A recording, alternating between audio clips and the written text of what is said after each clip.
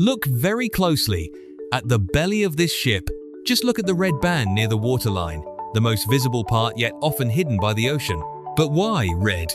Is it so the ship can be recognized more easily across the ocean, to warn of danger, or to scare away marine life?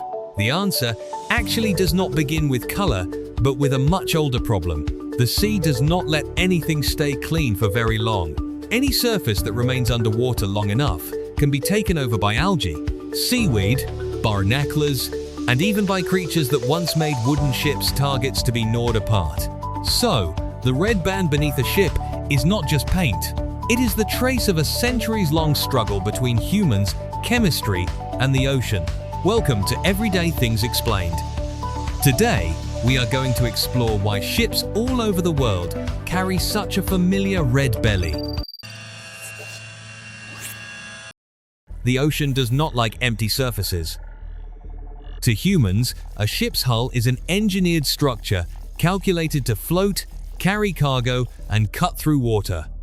But to the ocean, it is a giant surface waiting for marine life to attach itself.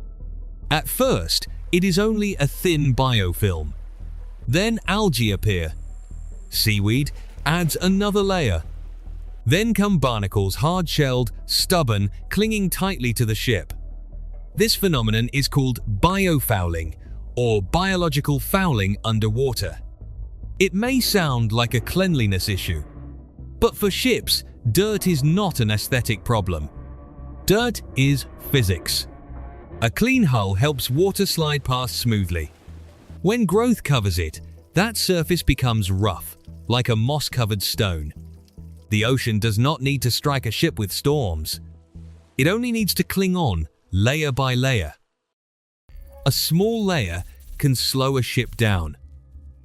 Biofouling is dangerous because it increases drag.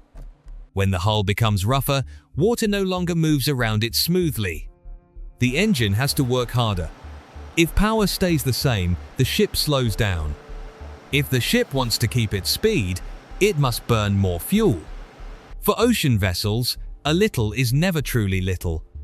A cargo ship can travel thousands of nautical miles. If its bottom is less smooth, that cost repeats every hour the engine runs. In the end, it enters fuel, transport costs, emissions, delivery schedules, and even the price of the things around you. A layer of barnacles does not need to sink the ship. It only needs to make the ship less efficient. The age of wooden ships. When the sea could eat a ship. Today, ship hulls are made of steel. But for many centuries, ocean-going ships were made mostly of wood. And wood in seawater is an invitation to creatures that like to bore and drill. Beyond seaweed and barnacles, wooden ships also had to face the shipworm, a marine creature capable of destroying wood. Back then, speed was survival. A slower ship meant a longer journey. A longer journey meant more risk, storms, food shortages, breakdowns, or losing in trade. So the bottom of a ship did not only need to stay clean, it needed to be protected like a living skin. Humans needed a solution that worked while the ship was underwater. The first solution was not red paint. It was copper. From copper to red paint. Shipbuilders began covering the bottoms of wooden ships with thin sheets of copper.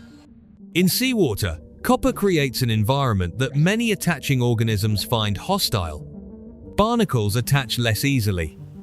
Wood-destroying creatures attack less easily. The hull keeps its smoothness longer.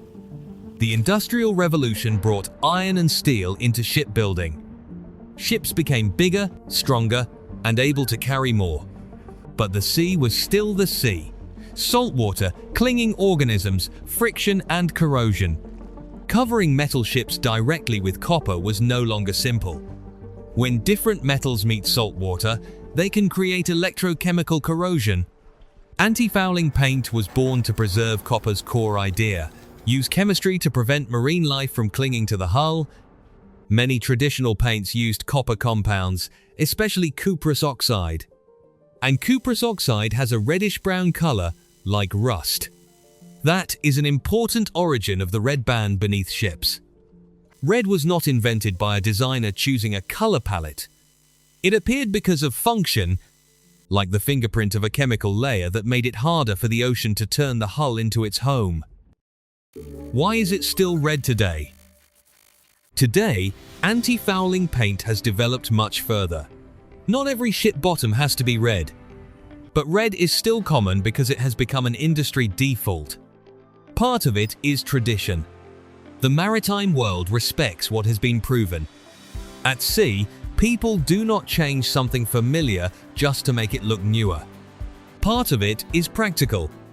Red creates clear contrast with the upper hull, which is often black, white, grey or blue. It makes the waterline easier to see during inspection or maintenance. It is also connected to load level.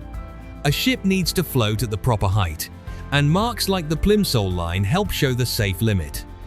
So, the red band is an old function, a new habit, and a visual tool that is still useful. This story is not only about paint color, it is about how small things, if they build up long enough, can slow down an entire system.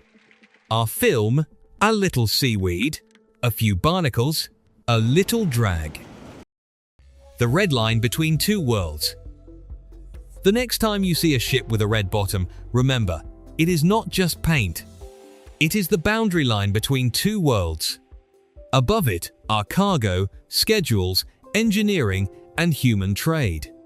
Below it are salt, marine life, friction, corrosion, and an ocean patient enough to turn every surface into its home. The sea is generous, but clearly, it does not like letting anyone's things stay clean for too long. And if the bottom of a ship already has a story like that, then what are the black and white marks, or the strange symbols on the hull, trying to say, watch for the next video? Thank you for watching with Everyday Things Explained. See you in the next story, where another ordinary detail has a reason for existing that is anything but ordinary.